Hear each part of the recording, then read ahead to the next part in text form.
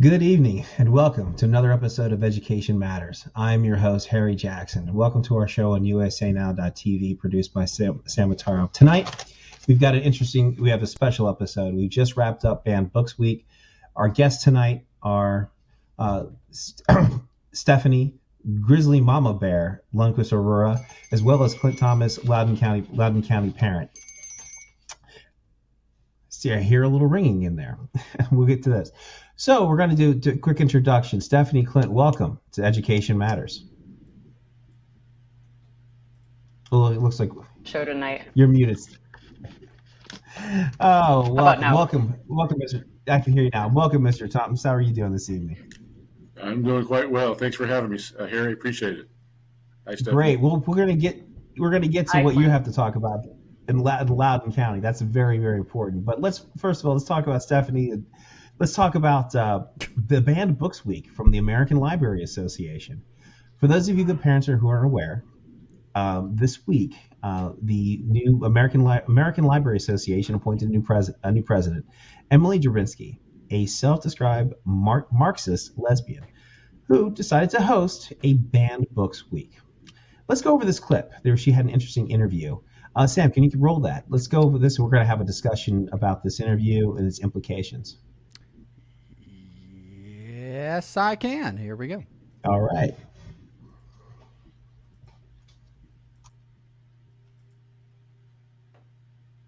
Making Idaho about something more than that. Making Idaho is like a place where people come from that have big success and that are committed to what all Idahoans I know are committed to, which is maintaining the right for people to build the kinds of communities and families that work for them.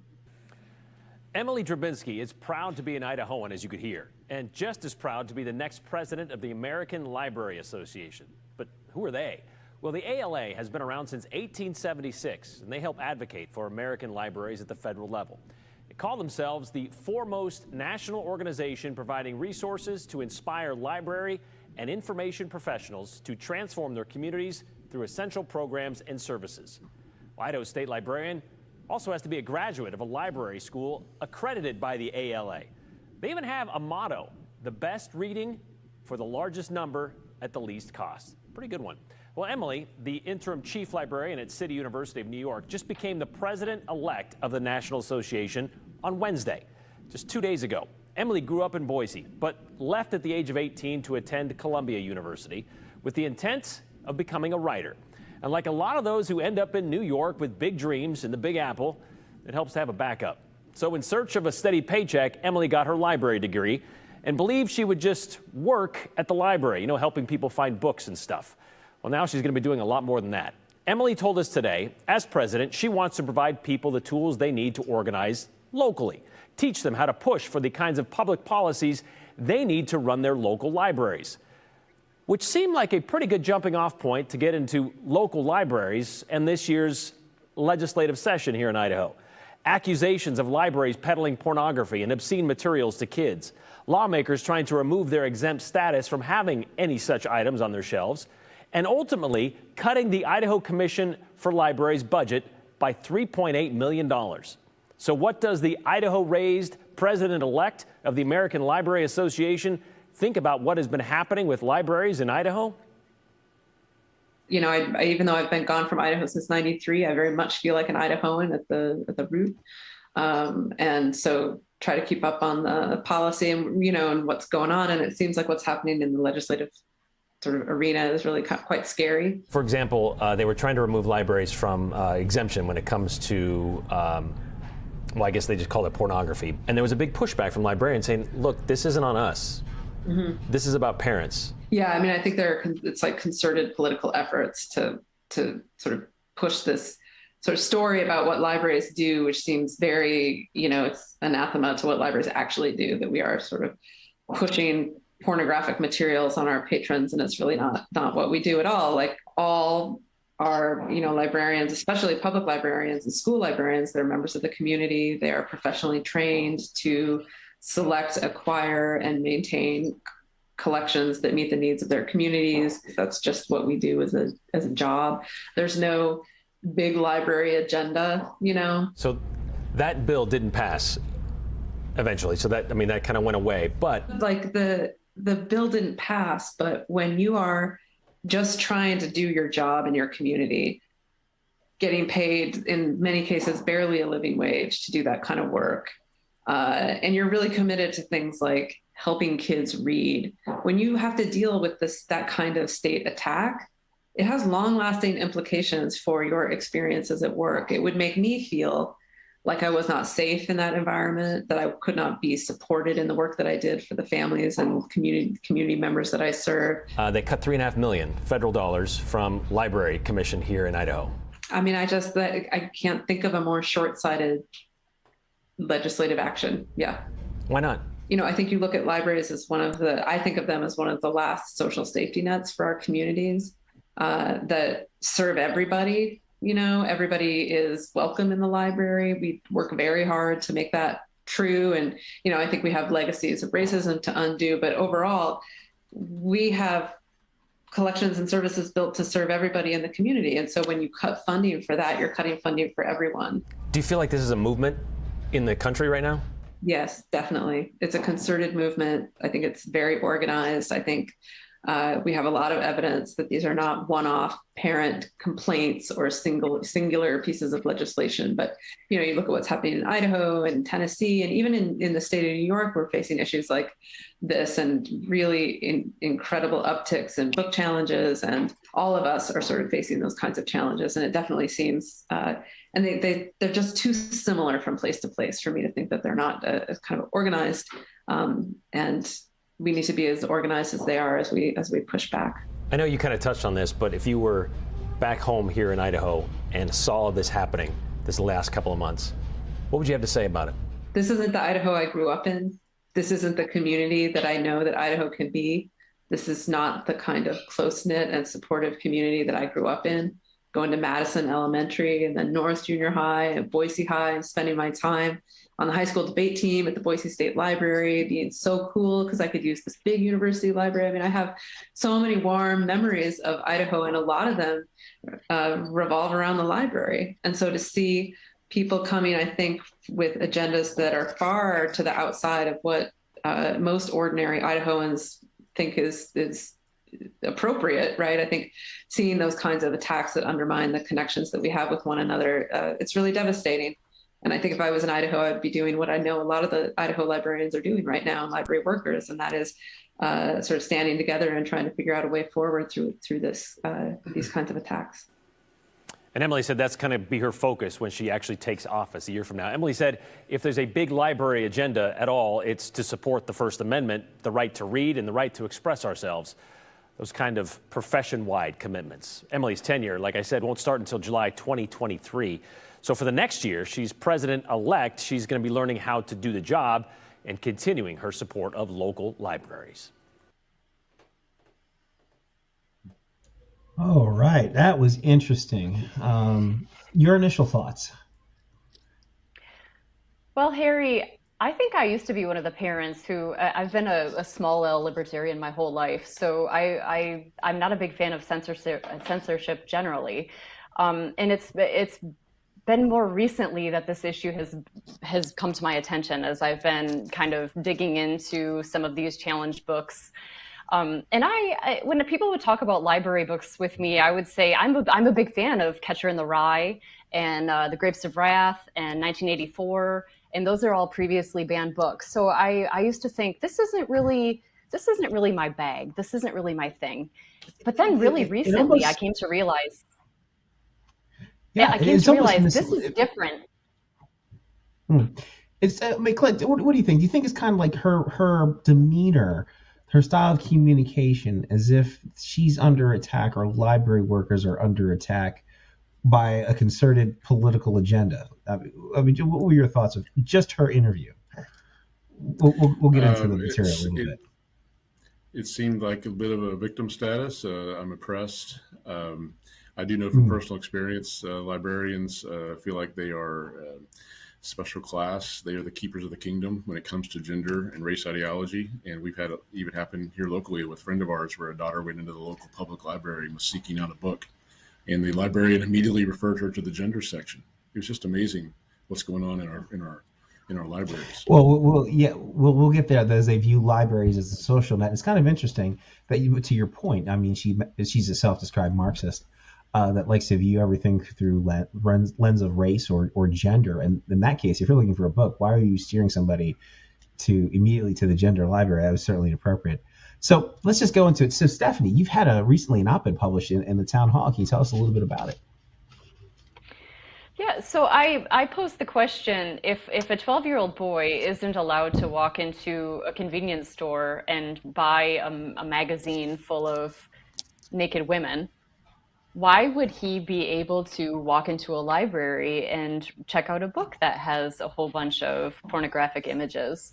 And it's not an exaggeration. I state pretty explicitly what's happening in those books. And it's actually, some of them are more kind of illustrative of sex acts than just a simple magazine full of naked people. And so it's kind of crazy. This 12-year-old isn't allowed by federal law, because the material is explicit, to walk into a convenience store and buy this magazine, but he can, at 12 years old, without the consent of his parents, walk into his middle school library and get, especially genderqueer, Lawn Boy, and All Boys Aren't Blue. He can get, and the list goes on, but I mean, the kind of pornographic scenes in these books are just, they're shocking. And when you talk to people and you say that all these banned books, we all think 1984 Catcher in the Rye, because this is what people bring to our attention, that these books used to be banned, but it's different now. Mm-hmm. It's much different. It is a little different. It's so much different. And I believe that Mr. Rubinsky had mentioned that children need access to this critical information, but they also, and I would actually say that they actually are mocking in many ways the ignorance of the parents. So Sam, can you bring up their banned books week? Is that link still up? Do we have access to that? I think I have it under 2A. Yes, under 2A. Bannedbooksweek.org. There we go. Where books unite us, they don't divide us. So this was an event that was hosted from the 18th to 24th of September. It just concluded yesterday. And on this book, this is promoted by the ALA. Now, many of you may have heard that there are some books that are explicit. We talked about Lawn Boy, Genderqueer, All Boys Aren't Blue. Here we actually have a book ban list, and they're trying to promote these books. And would anyone guess who's actually chairing this book? The banned books committee. The honorary chair is none other than George Johnson, the author of All Boys Aren't Blue. Now, for those the number of you 3 book, the number 3 book, All Boys Aren't Blue, and I think I have my copy of it, because you just don't want to take and read a book out of context, or read a paragraph or just a page, but because you want to read the page in context. So this is the book, All Boys Aren't Blue. This is just number 3 on the list. And so these are actually in our school libraries. And if you're a parent, you're not aware that this material may be in your children's library as young as 10. And so, there's these great passages. Have either one of you read the book? I've read several of them, and it's quite disturbing that it would be given to a minor. I would agree with you. I think we're talking about pages 198 and 207. Oh, wow. 207. 207. 198 to 207. It's a long scene. It's a very long scene. For those, we have to put a parental advisory warning when we talk about it. I have the list up there. We talk about, basically it's an 8-page scene where he goes into graphic detail describing incestuous gay sex, where he's being sexually molested by his he's at this age 13 by his cousin, who is 17 or 18 at the time. And so that's number 3 on the list. Anyone want to take a guess at what's number 2? Lawn Boy. Lawn Boy. I was going to read it. I think we did for the sake of time. I wasn't going to go into it, but I think the Lawn Boy one. This one's not as bad.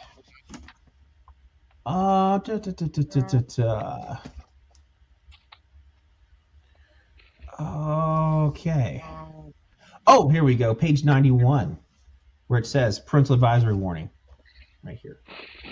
It says, what if I told you if I touched another guy's dick, I said. Nick waved me off and turned his attention to a beer. What if I told you I sucked it? He said, please, will you shut up already? Harry. Let me stop you. Yeah? Because Right. I do want to. I didn't realize you were going to launch right into it.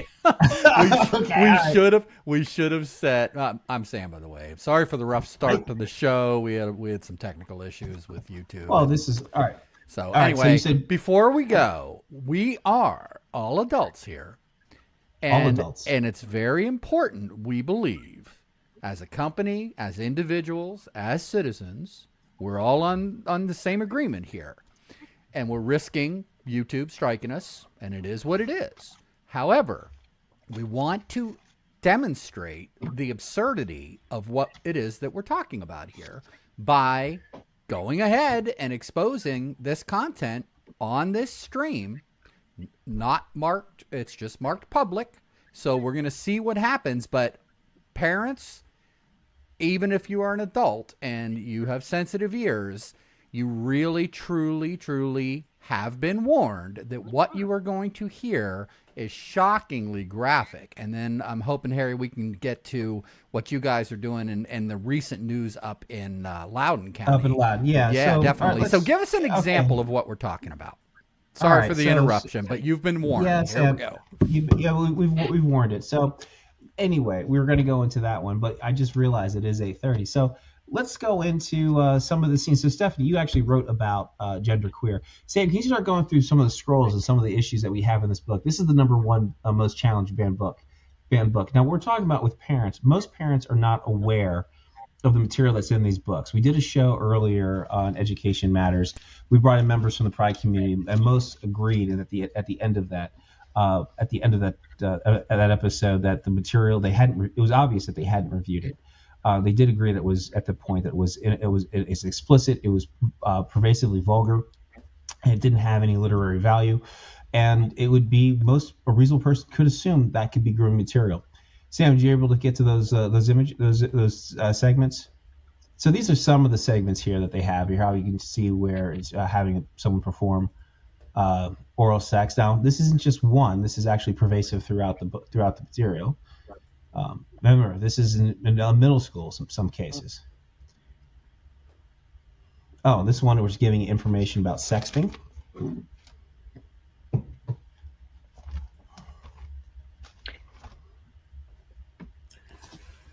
Go on, guess, Clint, Stephanie. What is the redeeming value of this? That's what just blows my mind. It's amazing that it's all part of the sexual liberation theology that it's really become a religion in our schools. The state has deemed that it has the right to sexualize our children. Meanwhile, SOL scores are still not where they were 3 or 4 years ago. It's really become out of control, and parents need to wake up. And to completely desensitize them and to give parents absolutely no right to decide what their children should or, should be seeing at all. Sam, I mean, it's crazy. Sam, we got the more important ones were still up there. Sam. Yeah, what this is really all about is the breaking down of every traditional value possible so that it desensitizes, like Stephanie said, and it actually removes any sense of morality in our students. It desensitizes them and numbs them to traditional values, not only just sexual values, decency standards, but really American values. That's why when you go in our schools, Harry, now you see more pride flags than you do see American flags. This is something that parents need to wake up to leading into the November elections. How is this okay? I mean, an adult wouldn't even feel comfortable reading something like this on a bus or in a public area. Like if you had this book and you were looking at these images, just a person reading, I mean, this is obscene. You wouldn't even want to read this in public, let alone give it to a 12-year-old. I don't understand how you could even justify this. Yeah, it's just not It's developmentally embarrassing. appropriate. I'm a national it's certified not. counselor. It's just not developmentally appropriate for a minor to be viewing this material. They need to be focusing on traditional academics. And certainly, Harry, you and Stephanie are doing a good job of trying to bring this to the forefront so parents can be informed. Yeah, Sam. Thanks, Sam, you brought up a few here. There was another one that was, I sent it to you via email. This is the one that really should get parents outraged. These were the ones that were texted to me, I believe. Let me check my email. Check your email. Check your email, let me do that, and I can pull them in. Yeah. So, Sam's bringing that up. I mean, this is the material that the American Library Association is claiming it contains critical information that your kids should have access to and to explore a library. When you have a library selection policy, it's supposed to meet two criteria. It's supposed to encourage your child to become a lifelong learner, and I think most of us support that. And it also, with a library selection policy, it's supposed to encourage. There's supposed to be material within that library that every student can go in that library and connect with something to connect with the understanding that not all material connects with every student. So I guess I did find them, Harry. Give me a second. I'll pull them in the show.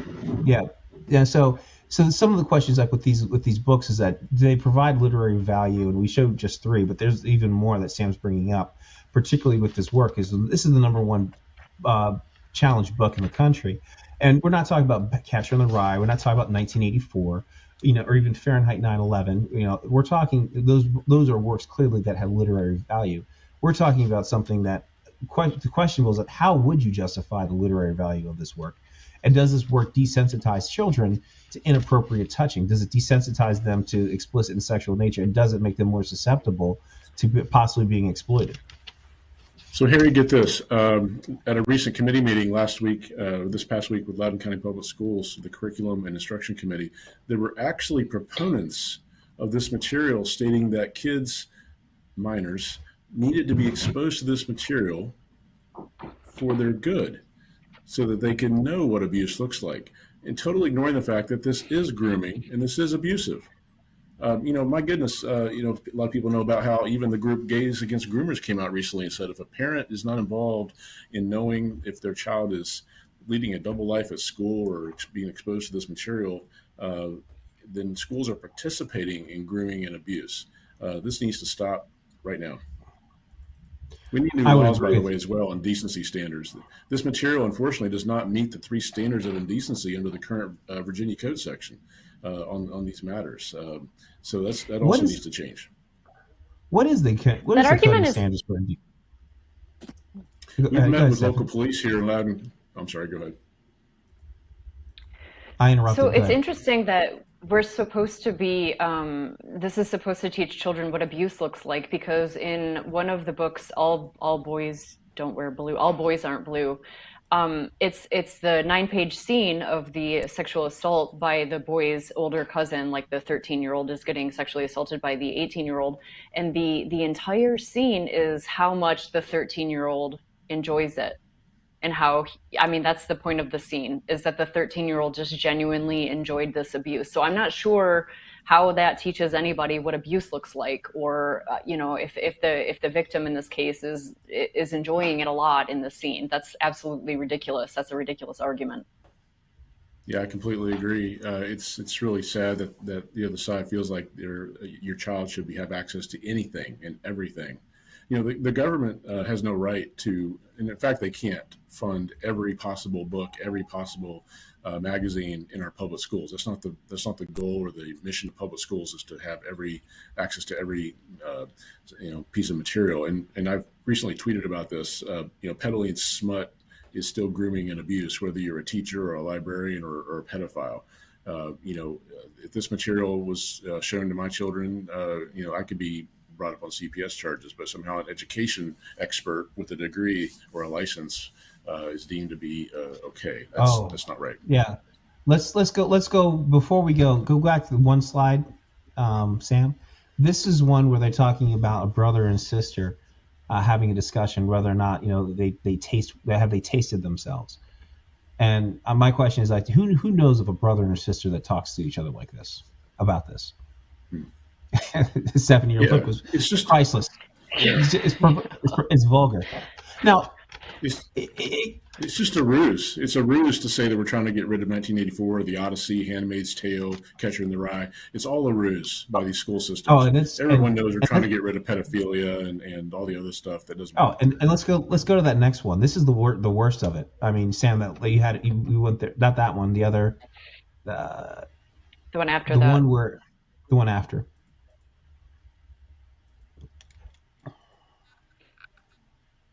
Yes, really, that one right there. The way this gets changed, Harry, is these board members need to be voted out. These boards have failed. These parents need to rise up and vote these board members out. They have failed. And we're going to go into Loudon next. So for this one, for those of you that are looking at what you're describing here, this is an asexual teenager fantasizing in the context of Plato's Symposium. For those of you that aren't aware of Plato's Symposium, that is where it's promoting pederasty. And that picture, that graphic, that's actually from a pottery in a museum. But the ancient Greeks did practice pederasty, where you would have men having sex with boys. And this book right here is the one where it's depicting a child. Well, yes, she's masturbating that to Fun Home, and then going as you scroll down, she's then fantasizing to that depiction of a boy being raped, essentially by an older male in pederasty. I would say that's grooming material. I mean, but the ALA and Emily Drabinski saying that's critical information. And more importantly, and this is what matters, local elections matter. And let's talk about what's going on in Loudon. Nick, can you give us Clint, can you give us a breakdown? What is going on in Loudon? There's an election, I understand, that's going on. That's coming up. Oh, yeah, November 8th. There's 2 seats open on the 9-member Loudoun County School Board. And so we're certainly looking for, decent, conservative value people to start the process of flipping the school board back to sanity. And then we'll finish the job next year in November of 23. But, just this past Thursday night, the Curriculum and Instruction Committee met to discuss a new policy 5055, which I think Sam may have a picture of. It actually just amazed me that we actually need a policy on sexually explicit content in our schools. Why do we need material that talks about sexual excitement, sadomasochistic abuse, coprophilia, urophilia, fetishism? And what's even more amazing is that they even discussed and admitted in the meeting that they don't even know what they have in their schools. So they're not even sure if they're going to be able to meet the required January 1st deadline to comply with the VDOE guidelines. So they're going to have to actually go through and develop a rating system or a inventory of sorts for each school to know what sexually explicit content they have. And it allows parents to opt out. But Harry, my whole argument is, why can't parents opt in? Why can't it be an opt-in system where you even have parents on the front end?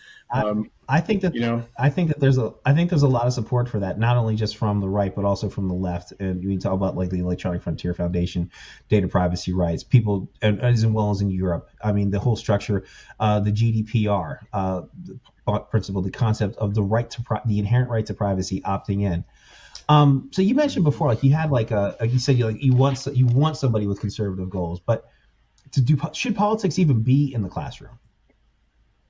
The problem is that I don't know that education can be amoral or value-free completely. I think there's a certain sense of decency and morality that has been removed from the public schools. If you really want to go back into the history, John Dewey over 100 years ago started progressive ideology in the public schools to get rid of the Western Christian paideia.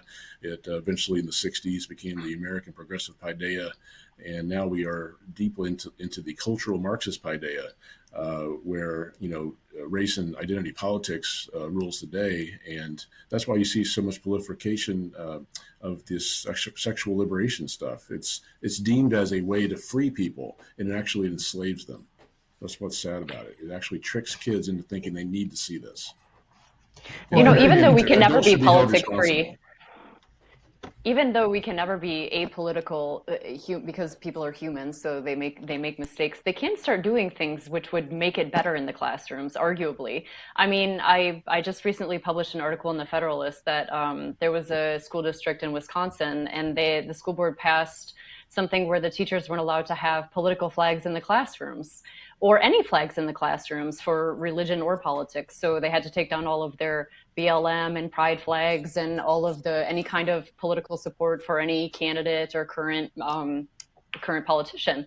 And I think that's a great place to start. I mean, it's not restricting a teacher's First Amendment. It's actually just encouraging professionalism. I mean, the government accountability in the office in the federal government, which are government auditors who go around to different departments and deal only with adults, for the sake of professionalism, have to take down all of their bumper stickers and anything which can be deemed political when they go do those things. So why would it be that teachers who have such extraordinary influence over our children are allowed to hang flags or pictures or any kind of endorsement of any political candidate? I mean, these are the types of things that we can start doing to get politics out of the classrooms, even if we can't do it perfectly. I would agree with you. I mean, as we're seeing the decrease in the SOL scores, and they're now trying to use ideology and social justice. You're right. It isn't professional. It's a lack of professionalism, and you adhere to standards of professionalism because it denotes competency. So, I mean, in a lot of ways, by not having required to be professional, you're kind of not requiring teachers to be competent. I think the scores kind of show that. So we're talking about there are pride flags. I'm sorry to interrupt you. There are pride flags over every classroom door in our local high school. You talk about political ideology. This is becoming not only political, but religious. And so, I tell people all the time, this is not a left versus right political issue. This is a parental issue.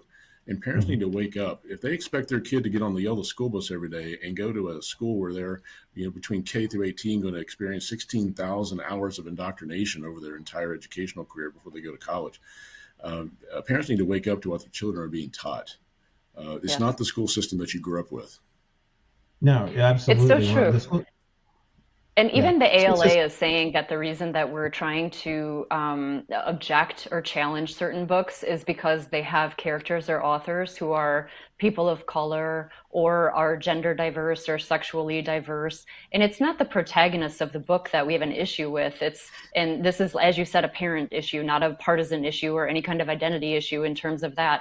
What we're actually objecting to is pornography.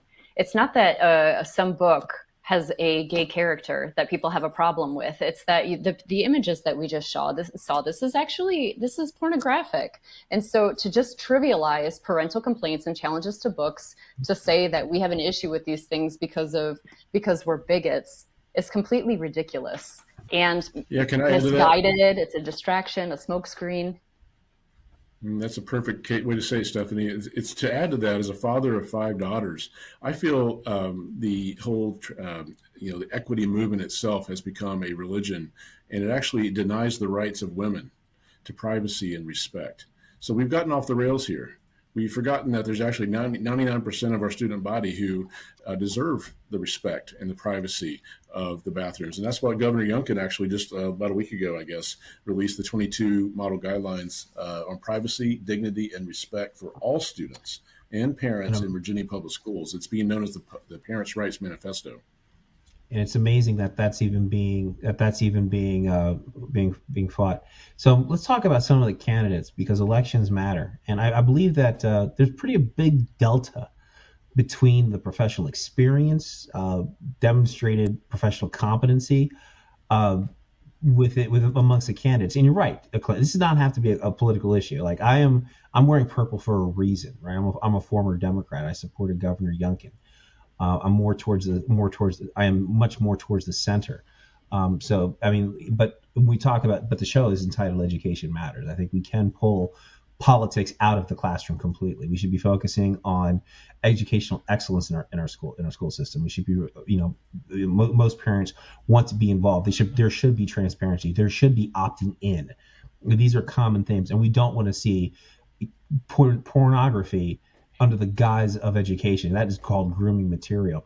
So let's talk about some of the candidates. I think there's a graphic we have of the 3 candidates in broad run. Let's go through this. Clint, you're familiar with these individuals. Yeah, so this is a comparison of the 3 candidates running in the Broad Run District, which is one of the 2 seats up this November 8th. And so we're encouraging everyone here in Loudoun and Broad Run District to go out and vote.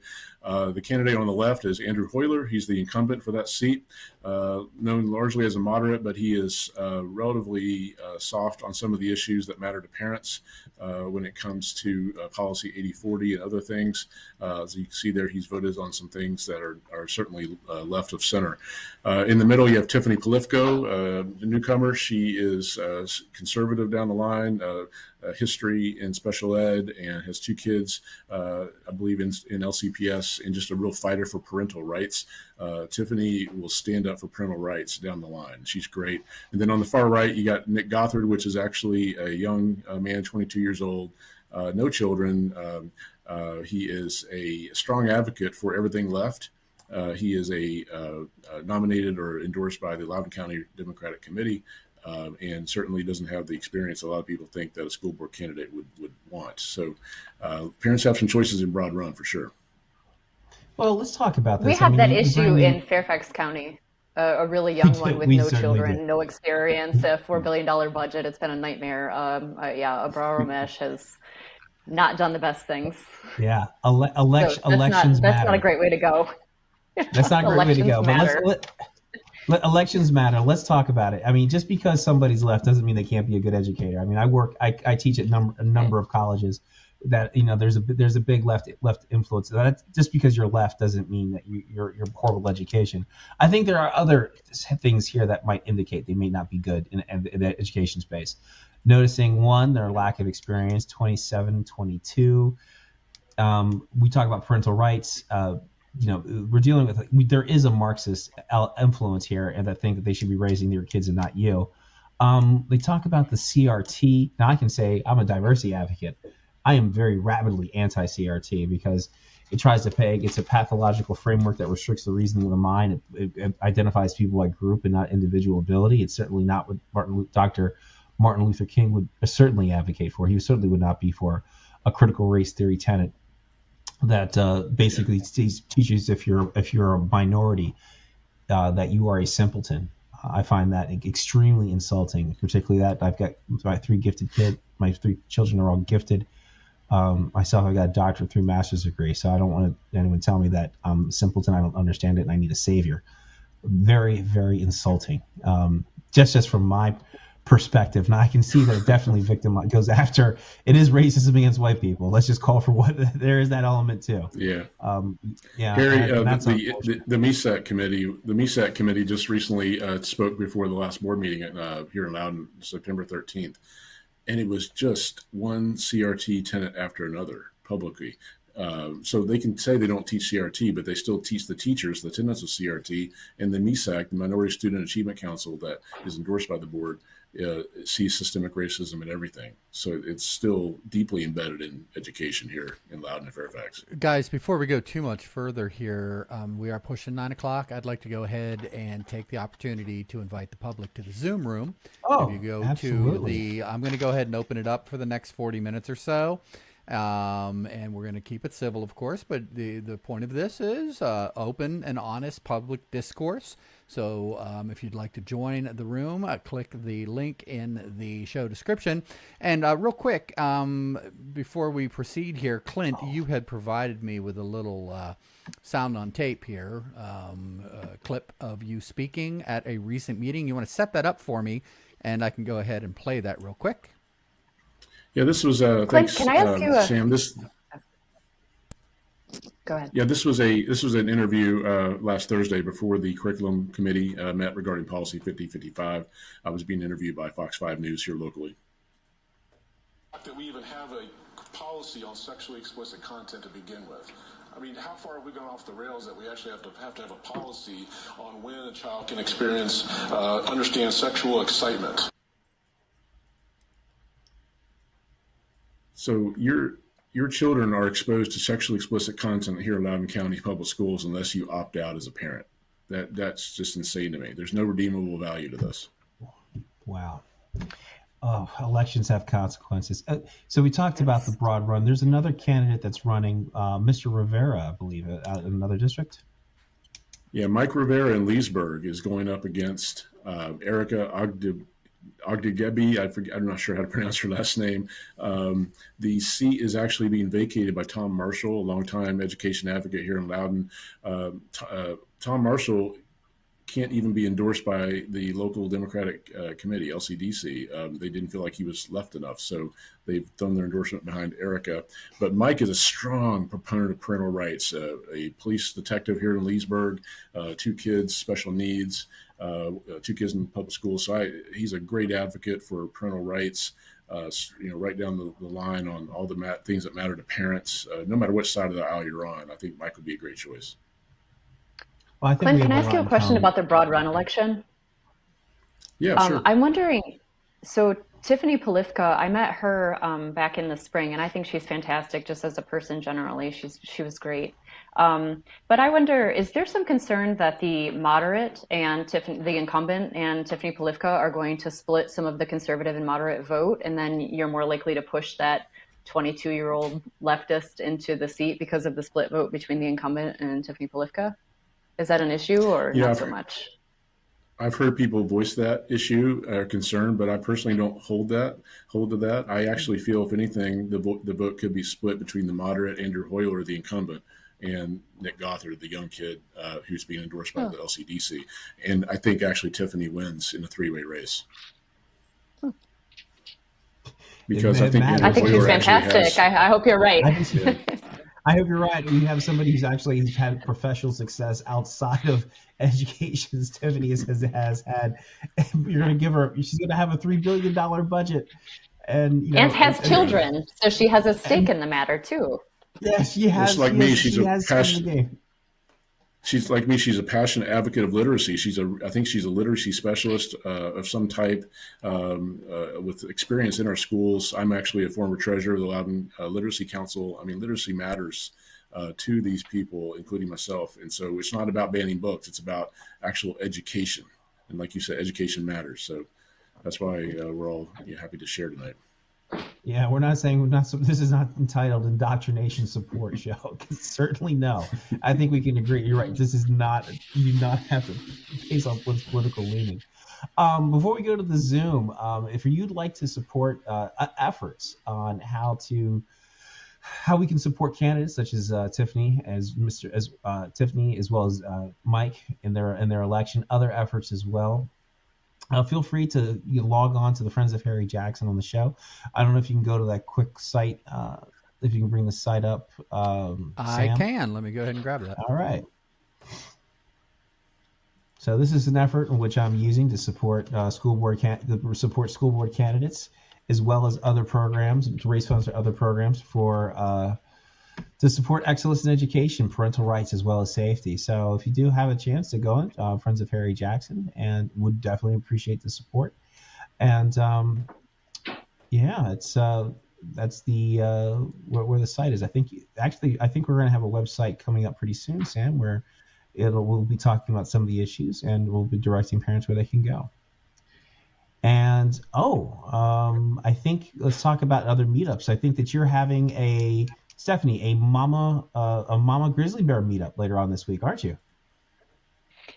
I am. I'm really looking forward to that, Harry. I think it's going to be a great one. So more on that later. More on that later. I heard that you are launching a merchandise line, the Mama Grizzly Bear, MOMMA Grizzly Bear. You have your own wine. I mean, Mama there Grizzly can Bear be. We're hoping that there will be so many Mama Grizzlies coming in and objecting to explicit materials in libraries. We're just hoping that the county will fill up with them, and we can all work together to encourage educators to focus on academics and to push explicit materials out of schools.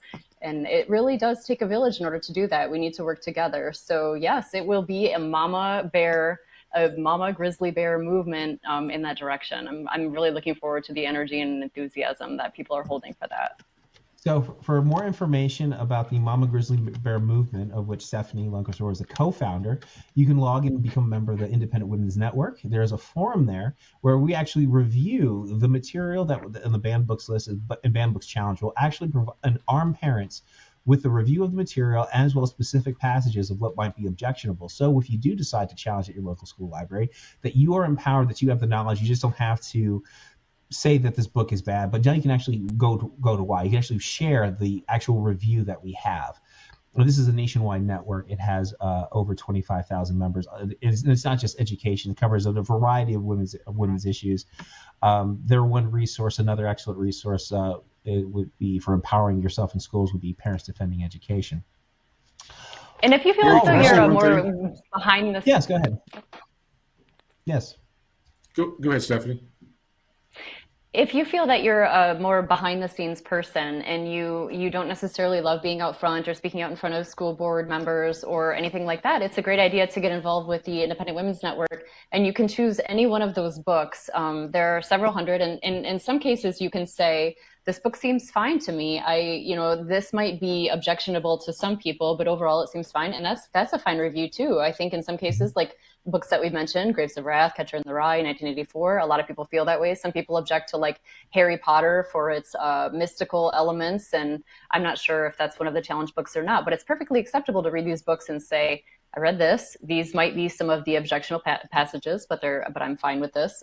That's okay too. But it's a really great way to get involved, to log on to Independent Women's Network, IWNetwork.com, and to just choose a book, and you can post in the forum one of the books, what your opinion is on it.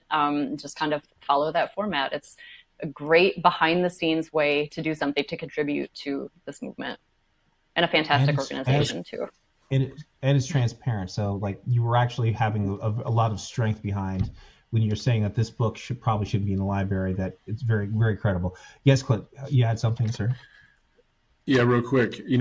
Some people ask me once in a while, Clint, why do you fight so hard against what's going on in the public schools? Why not just take your kids out? And I understand the sentiment, but, we're all taxpayers. We have a moral and civic duty to not only protect our own children, but generations to come. And so I feel a very strong passion that this is really, really the issue of our day. And so, it's that issue that keeps us obviously in the fight.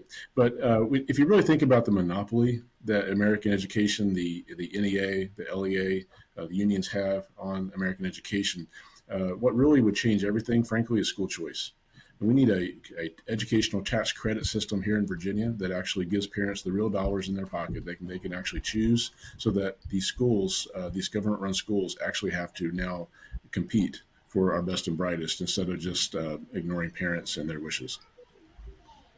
Well said, Clint. I mean, there's a lot of support for school choice, and not only for parents in Loudoun, but especially in urban areas as well. It's very popular in Washington D.C. All the charter schools have wait lists. Parents want more of them, more options to send their kids, so they can select the best option for their children. Certainly in Fairfax County, a lot of parents would support that as well. There's no reason, and we've covered this before in earlier shows, where unfortunately they've segregated the schools down in the southeastern portion of the county, which was unfortunate. We talked about that in our shadow board segment, our last shadow board meeting.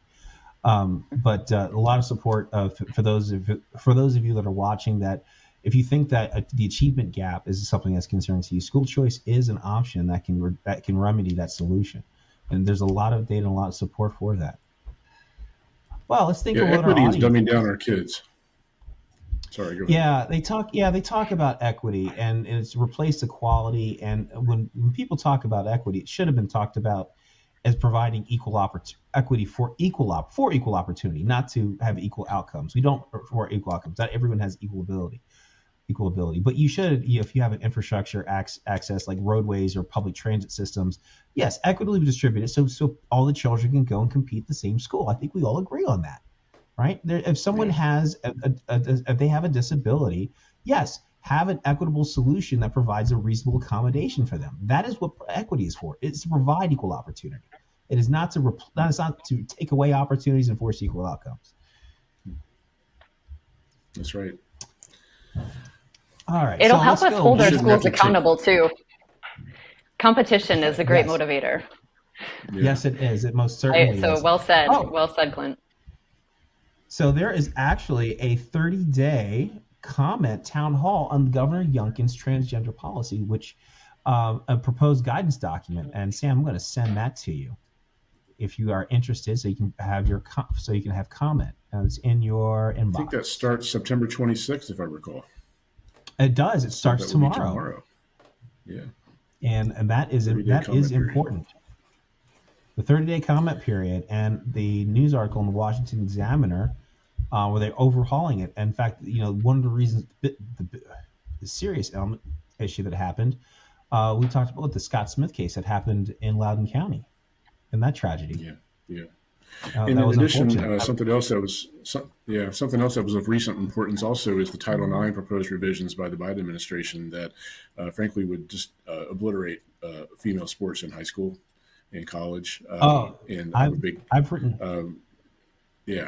Yeah. So if you're wanting as a parent to actually have your child, your daughter, know that she won't have her scholarship taken away on the soccer team, you need to, as a parent, wake up and realize the forces in play here. I'll go one further. I'm going into my 18th season as a lacrosse official, so I've been yelled at by parents, from all youth all the way up and through college here in this area, Loudoun, Fairfax, and DC area. And I've written an op-ed on this. Like, for the national governing body for high school sports is the National Federation for High School Sports. I do not just lacrosse; I also do basketball and football as well. Now, unless there's a state law prohibiting a biological male from competing in women's category, the only level of safety and protection that girls have is at the discretion of the school's principal that could bar or prohibit a biological male competing with females. Now, so you also have to understand there's a big issue here, because when you are competing by a governing sport, they don't have to go through transition. They don't have to be on hormone or testosterone blockers. And even if they were at the levels in some of the sports and they had a disastrous effect, they can still have twice as much testosterone in their body as a female. And the level of degradation, if they've gone through puberty and they do go through the hormone treatment, they're only getting degraded by about 10 to 15%. Now, that's still quite a big difference. Big difference. And it's a big safety issue, especially contact sports like soccer that allows for contact side to side. Basketball, that allows for contact side for side. With volleyball, where the net's lower, where that's even dangerous for males to compete, because you can hit that ball with concussive force and break fingers and cause concussions. And we can talk about. And there was that MMA fighter too. There was a female MMA fighter who had her skull cracked, right, with a transgender fighter who. Skull cracked. It's an insult to Title IX. It is. So Governor Youngkin has delivered. Governor Youngkin has delivered on his promise. He's now, with his model guidelines released last week, he's gone back now to calling for schools to be, saying the sex that you're assigned at birth should be the bathroom that you go to. The pronouns will tie to your sex assigned at birth. So we're slowly returning to sanity here in Virginia, and now it's going to be a fight, I'm sure, at the local level. It will be a fight at the local level, because I don't think there's any enforcement mechanism. So I think this is going to be a long-term battle fought in courts, because that Loudoun County and Fairfax County and Arlington County are going to do everything they can to drag their feet and to fight against this and ignore any kind of state-level policy, just like they did with masks or anything else that Governor Youngkin has said in the past. They do everything they can to just ignore state law and the Constitution, for that matter. But this will be a battle for the courts, I think. But you're right, Clint. I think this is a good move in the right direction. Harry, thanks for sending me that link. I have that up on the screen if anybody wants to take part in the public comment period. Look it up. Go to townhall.virginia.gov, and we can post that on our resources here as well. I have a question for you, Clint.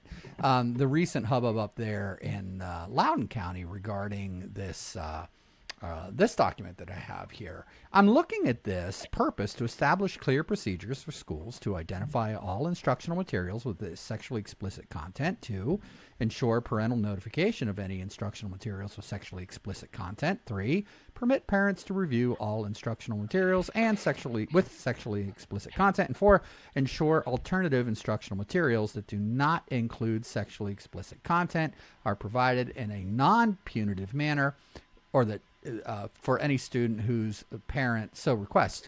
What's the controversy? I mean, that seems what we're talking about. Relatively, I mean, I don't want the stuff in the schools, but if somebody does and their parent agrees that they should have access to it, seems to me that's what this policy is stating, right? Or what am I missing here? So school boards locally have to come up by January 1st in compliance with the new VDOE guidelines on sexually explicit content. Right, so the governor's model policies that we've talked about. Right. Right. And so that's all fine and good. The problem is that they are going to really have challenges doing that because they don't really know what's in their schools. They admittedly said that in the committee meeting. But, on surface, you think that's great. Parents have an opt-out. That way their child has a way to not be exposed to this material. My outrage as a parent and advocate, frankly, is why does it have to be? Why do we even have a policy to begin with? That's really what I'm upset about. This has no redeeming value from a standpoint of academic education. And if we're going to have it at all, let parents opt in, not opt out. I think that actually honors the spirit of the new administration. Question for you, Clint. How do they disseminate the opt-out forms to parents? How is that received? Well, typically you get a ton of stuff through your Parent View account at the beginning of the school year that you opt in or opt out of when you register your child. So you have to have electronic access. Yeah, but there's also sometimes I think things throughout the year as needed that they'll send you. But I honestly have not seen. We'll see what kind of opt-out comes along with this policy. I don't know if it's going to be forthcoming, sent to every parent, or parents are going to have to seek it out. I know that a lot of the stuff comes through the advisory period. So parents, if you're listening to me, talk to your kid's advisory or your homeroom teacher, and you have access to this material by right under the Pupil Protection Rights Act, the PPRA. You have the right to see the curriculum in each class, including homeroom and advisory. In the college, in academia at the college, you're allowed to see the curriculum. That's public record. It's part of your accreditation. What's kind of scary is that, if you to graduate from law, you have to be a librarian. You have to have a library science degree that has from an accredited ALA program. That's the level of influence at these schools. Where I was going with that, Clint, was you mentioned before, like most of the opt-out forms are sent electronically. And what I was referring to is that the communities that are disproportionately impacted by the opt-in or opt-out are low-income families that don't have internet access at home. And so a lot of these school districts, what they'll be using is that they're data mining. They're data mining the poor, is essentially what they're doing. They're exploiting it, particularly if their primary device is a phone, or if the English is a second language. It's not. They don't certainly make it accessible or easily understood what they're collecting on their children. In some of these surveys, we talk about SEL, not the topic of today's topic, but when they start collecting your access of information, they would have to. And I can guarantee, like in the Black community, Hispanic community, they would not be for this material being sent to their kids. That's a no-go. I've been to the barbershops in this area, and people are in shock. They're in outrage. And when they found out, like in my community, the Fairfax NAACP supporting it, they were in outrage. I think the Loudoun County NAACP supports it too, if I'm not mistaken. I'm not sure. Carrie, there are two instances lately that parents should be aware of what's going on in our schools. They, we found out recently from a elementary school here in Loudoun. We actually got a copy of they're now keeping attendance by male, female, and non-binary in our elementary school.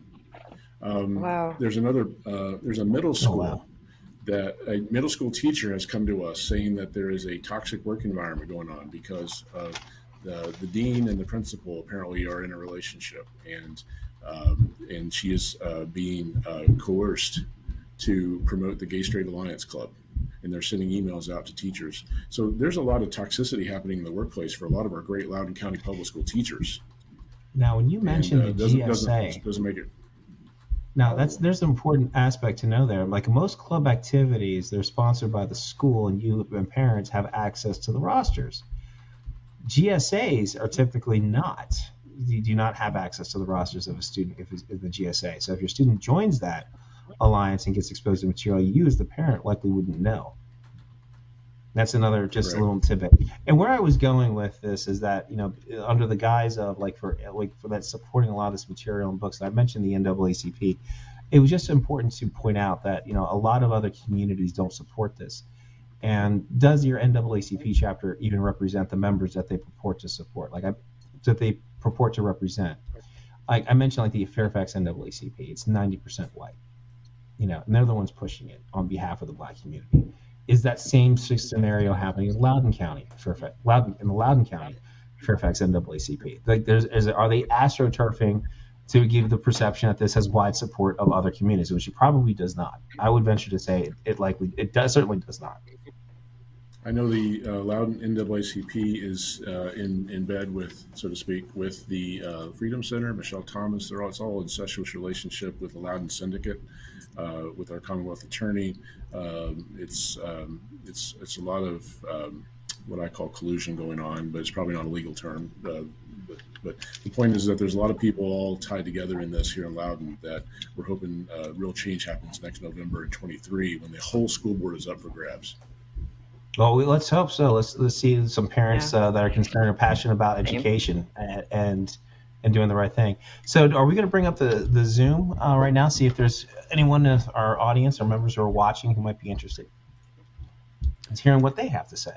Well, I would love to bring in the Zoom. However, we would be just hearing crickets because we don't have anyone in the Zoom room.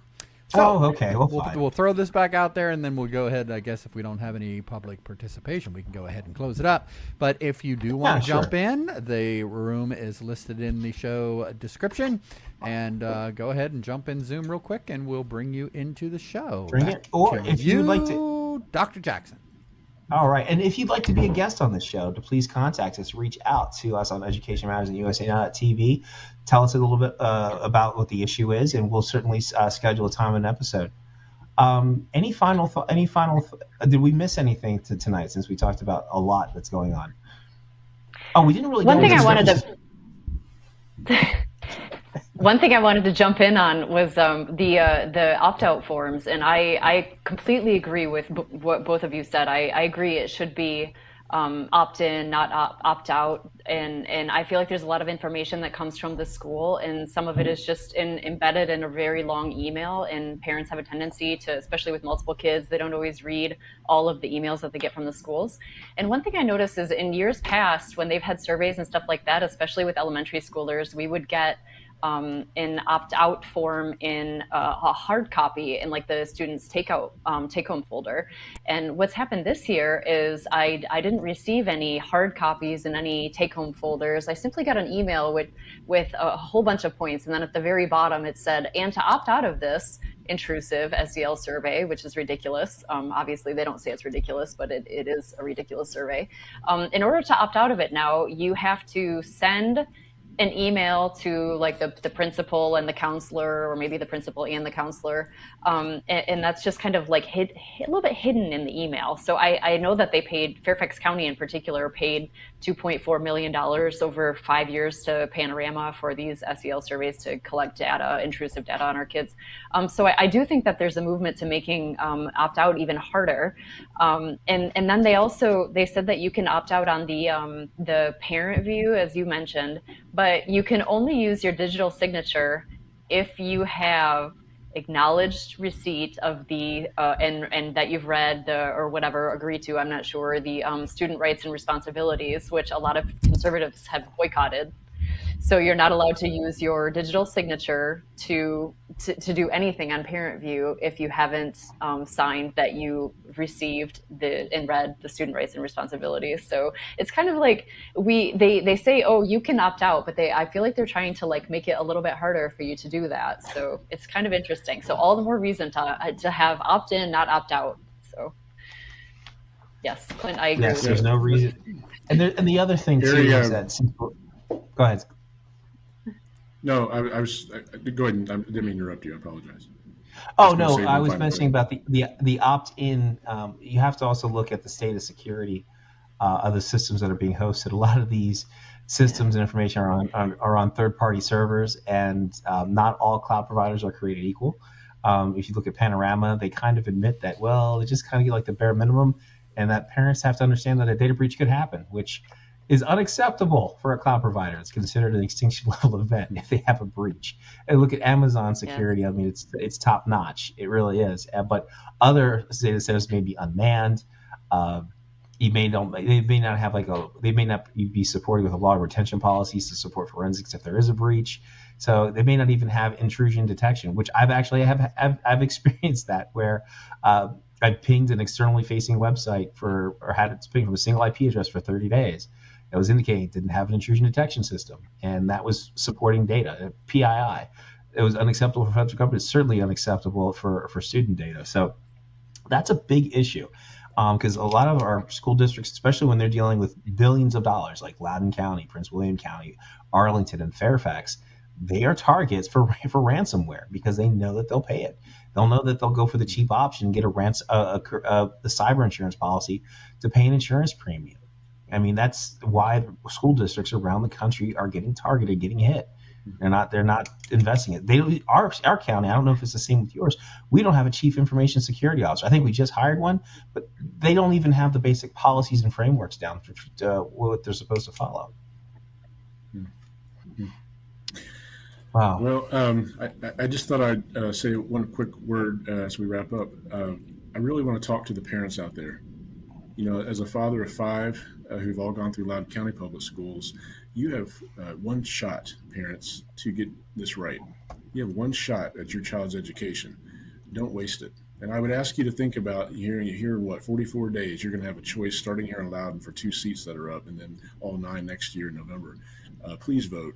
We need a lot of parents coming out to care about parental rights.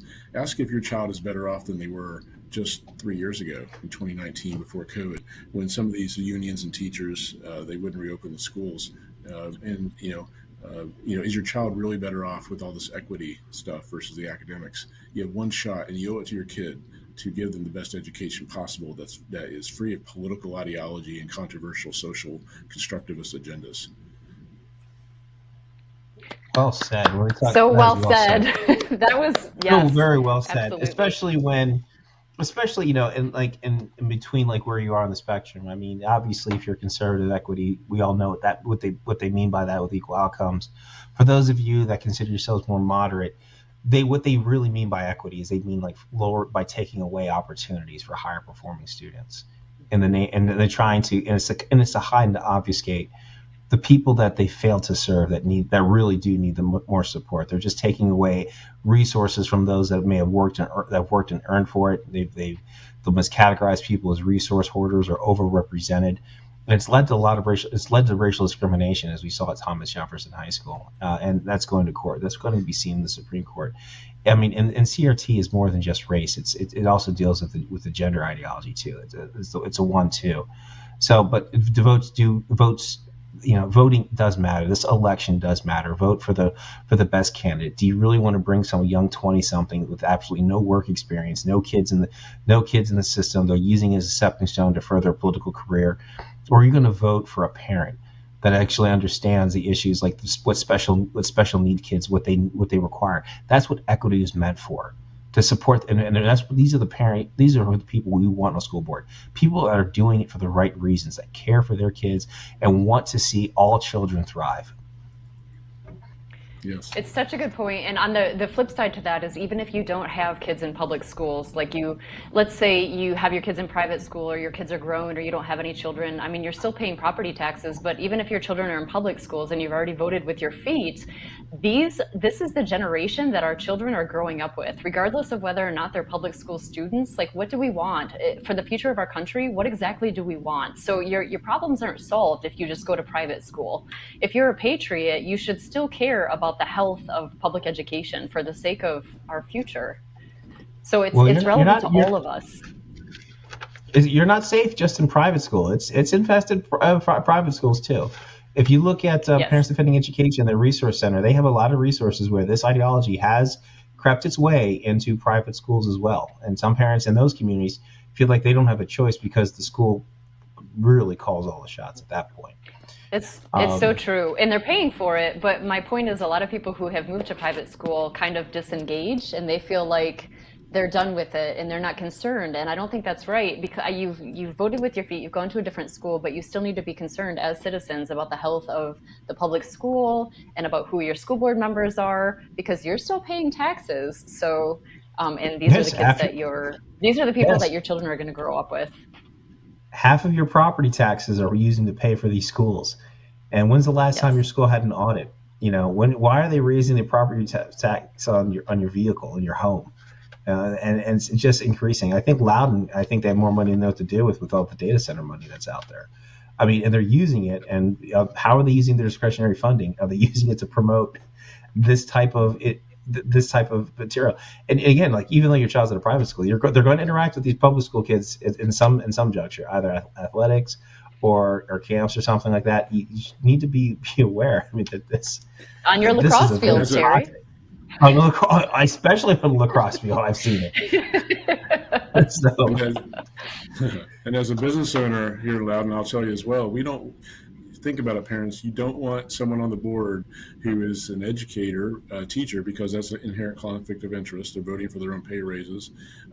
You also don't want a young, inexperienced person. You want someone with some grit, who has the backbone to stand up against the woke agenda that's out there harming your children. Your children are being harmed and dumbed down. You actually need business people. You need smart, intellectual people with life experience. And whether it's Loudon with the $1.5 billion budget or Fairfax with $4 billion, these are serious matters. You don't just want the local advocate, who's been endorsed by the local education association necessarily. You want someone with real understanding of how to run a business. It's funny. We're actually in the education business. We just happen to be, we're transportation business, we're construction business, and it's a huge enterprise. It's kind of funny. What was that movie with Kevin Spacey where he says that the individual that doesn't follow their heart, that doesn't follow their passions in their 20s has no heart, which I think some of the 21s are doing. They have passion. But if you keep doing that after you're 30, you have no brain, right? We want to bring in somebody who has a brain into your school board, who can make the right call, who can say, please.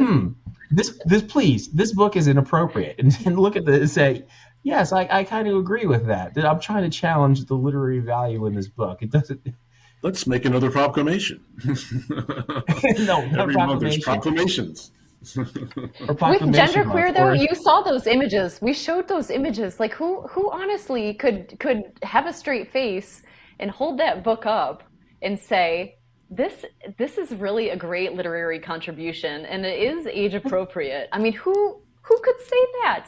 It's absurd. And they gave it an award, and nobody in the room said, let's recommend this to go into middle school libraries. Even like if you look at like the Unitarian Universalist Church, they'll put it as an adult book. Like that's the book you buy in the red light district in Amsterdam, right? Okay, I mean, adults do adult things, right? But now you want to push it to an 11-year-old? Like no one said, hey, I have a concern here. Maybe someone might flip out. I mean, they're aware of it. I mean, you heard Emily Drabinski say, well, I think some of our librarians are feeling unsafe. Gee, I wonder, you're pushing grooming material on someone's kids. I'm sure you're going to find some parents who are not going to react very well to that.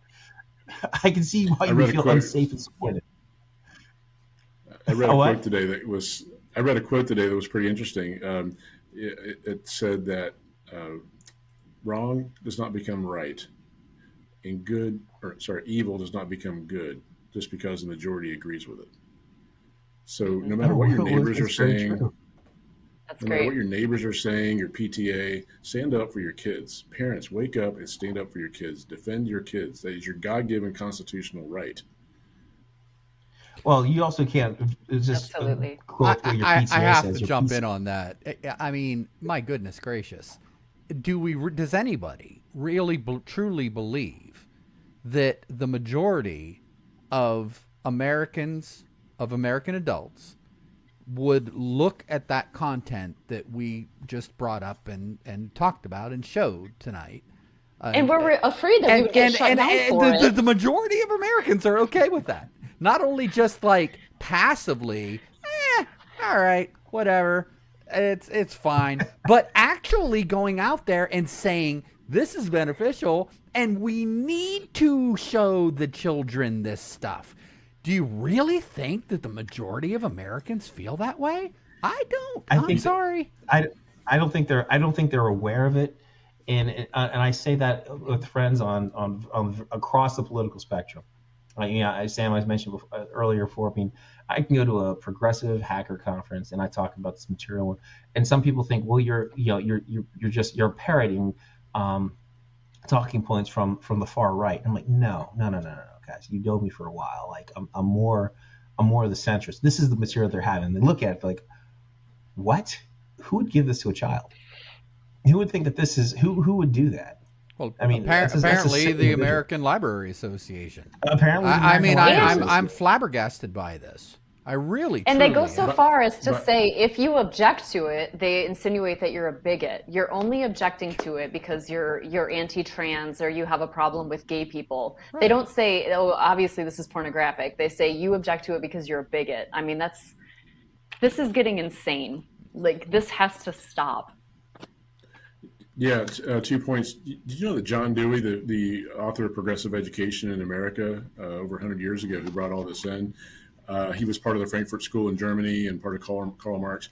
He's actually an honorary lifetime president of both the AFT and the NEA. A lot of people don't know that. And also, a real quick story. You know, a lot of people, to Sam's point, they're afraid to stop clapping. You know, there's a story that 1937. There was a speech being given over in Soviet Union for Stalin, Joseph Stalin, and the crowd basically started clapping, and they kept clapping for Stalin for 7, 8, 9, 10, and 11 minutes. Finally, someone stopped clapping, and I think it was a business owner, or I forget exactly his occupation. He sat down, and that person was jailed in Soviet Union for 10 years. He was canceled. Americans are fearful of being canceled, and parents need to rise up and say, no, I'm going to do what's right for my kids, no matter the cost. I actually did get a YouTube comment or two. Joe Mobley says hello and helped us out by sharing this out. And Pact Parents Against Critical Theory responded and said it's all Michelle Thomas. I don't know what that means. And then a Mama Grizzly, that's the YouTube handle, says Joe Mobley associates with Harry Jackson and Stephanie Lundquist-Arora. He has great taste. Inquiring minds want to know. Yeah. Are we in sixth grade? I can't believe that he talks to them. I can give you the backstory of Michelle Thomas if you like, in the story in Loudoun County. If you want to spend another 5 minutes on it. What is it? What's going on? We should do the plug. You should watch the Joe Mobley Show. I mean, why not? Hey, he plugged us. He's a blogger here in Loudoun. Yes. He plugged us. Give him a little love back, right? Absolutely. Go support him. Go support Joe Mobley. He's a fellow dad here in Loudoun. Great guy. Yeah, parents. You know, a lot of parents are concerned about what they see going on in these schools. All right. Well, let's see. Is there the comments on the US? You said it's on the YouTube. USA Now. That's you. Yeah, that's it. There was just a few up there, buddy. Oh, just a few. Okay. Yeah. Well, quiet night. Hey, I would like to take the opportunity, though, Harry. You invited people to come on to the show, but more than that, I mean, I really want to invite people to engage with us and utilize this platform to potentially start their own shows and their shadow boards locally. Use this platform and these technologies as so many are as a source of amplifying your voice. So I'll put that invitation out there for anybody who wants to get in touch with us and see how we may be able to help you amplify your voice and tell your stories wherever you may be here in this great country we call America. Absolutely. And thanks for helping us do that, Sam. It's my pleasure, and it's fun. Sam's a great guy too, by the way. Yes.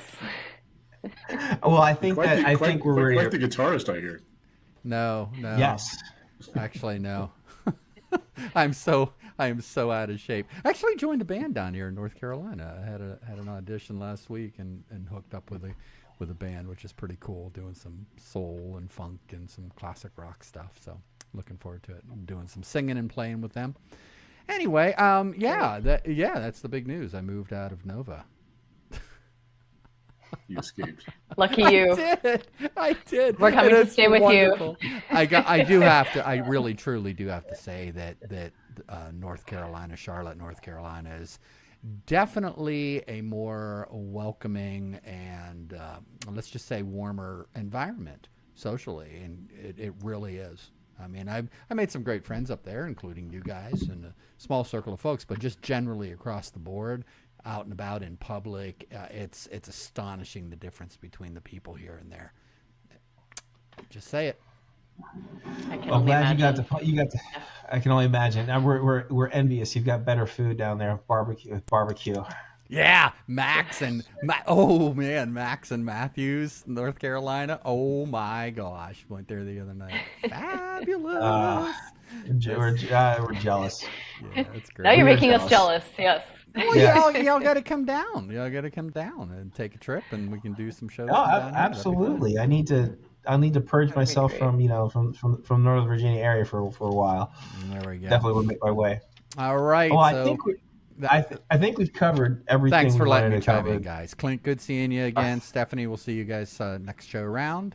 There you go, Harry. Always a pleasure. Great. And just to quickly wrap up, I guess, thank you very much, Stephanie, the Mama Grizzly Bear, Lundquist-Arora, Mr. Clint Thomas. Well, thank you for joining us this evening. Anything else you want to say before we depart? Our Thanks so kids are much, made in Harry. God's Thanks image. for having us. Yeah. These kids are so precious. They're made in God's image, and it just matters so much that we get this right. Whether you're gender confused, whether you're gay, lesbian, whatever, that's not the point. The point is that our kids deserve better. Yep. Well said. Yes. Well done. And I'll give you an amen, Mr. Thomas. Amen to that. All right. Thanks, Sam. All right. Mama Grizzly, is there any last words, any final thoughts? That's it for me. Thanks so much for having us on the show, Harry. This was great. Great, and best of luck to you at your meetup later on this week. We'll look forward to seeing Thank you. seeing how your movement progresses. Thank you. All right, well, thank you both for joining us. Education Matters. Well, folks, Nice this to see you wraps up, and this is Harry Jackson, Papa Grizzly, just signing off. Thank you for joining us in Education Matters, and join us next time. Thank you.